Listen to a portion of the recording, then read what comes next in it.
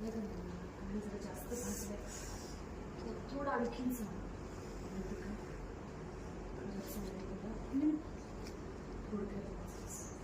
खूप मोठा होता देवाचीच कृपा होती. देवाची कृपा तर होतीच नाही.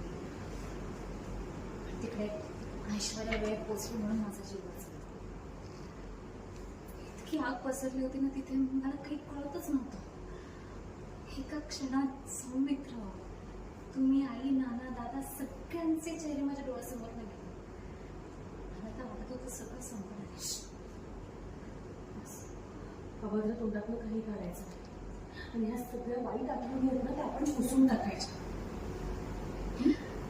जरी मी पुसायचा प्रयत्न केला तरी ज्यांनी मला मारण्याचा प्रयत्न केला ते नवीन आठवणी देतच राहतील. आणि आता तर त्यांना कळलंय की मी वाचले. आता ते नक्की काहीतरी मोठं प्लॅन करतील. ते सॉरी